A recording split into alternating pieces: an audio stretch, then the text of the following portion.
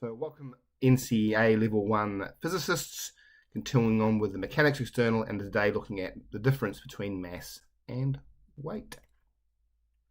So in terms of mass and weight, mass is the amount of stuff or matter in an object, and it's measured in kilograms. So basically your mass is the same no matter where you are in the universe, because you're going to be made of the same stuff. Whereas weight is the force of gravity acting on an object, and because it's a force, it's going to be measured in newtons. Okay, and weight varies depending where you are in the universe.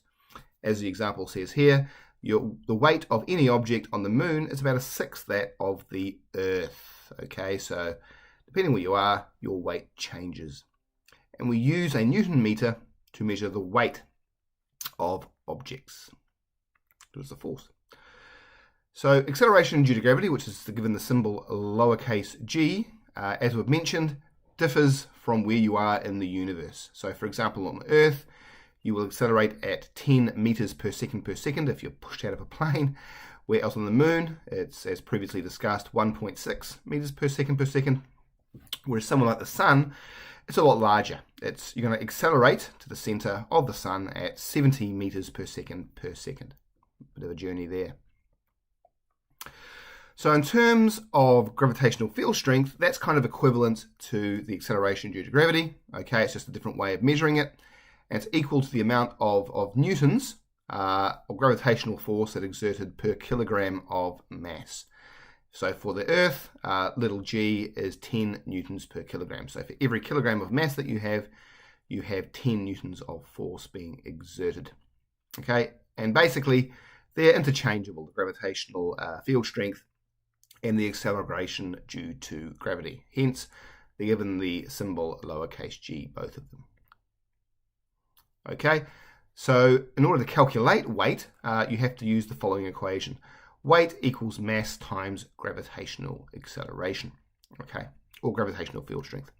So weight is measured in newtons because it's a force, mass in kilograms, and the gravitational acceleration or gravitational field strength is measured in meters per second if it's gravitational acceleration, or newtons per kilogram if it is gravitational field strength.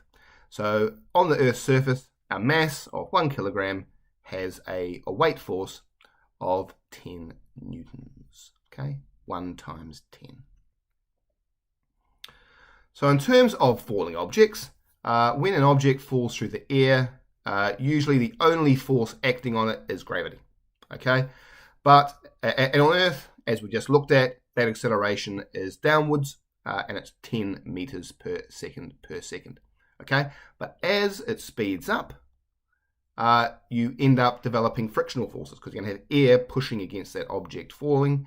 So that's going to be air resistance and drag. Okay, and that force in opposition becomes greater the faster the object moves. Eventually get to a point where the weight force will equal the drag or air resistance force. Okay, and when they are balanced from Newton's second law, then you're going to have a constant velocity, and that constant velocity is known as terminal velocity because the forces are balanced. So if we look at the velocity time graph for a falling object in air and liquid, you will see that the velocity or terminal velocity is greater in air compared to an object in liquid, because in a liquid, the objects, the particles are closer together, so that means there is larger drag quicker, so it reaches terminal velocity a lot faster than it does in air because those particles are close together. That means that the drag force is larger than in air. So in terms of applications, parachutes are a clear example of that. Okay, so for a parachutist, when you fall out of a plane, there's actually 2 different terminal velocities. Okay, before you open the parachute, just after you've fallen out the plane, you're going at about 60 meters per second. Okay, once you've deployed your parachute, that really reduces down to 5 meters per second. Okay, that's great because if you hit the ground at 60 meters per second, you'll be at a red splat, whereas at 5 meters per second, you'll survive that. That's the advantage of parachutes. Okay, because the reason why it's reducing is because you've got deceleration, because there's now a larger drag force due to the larger surface area of the parachute compared to when there was no parachute. Okay, so this is just a quick example here of a velocity time graph.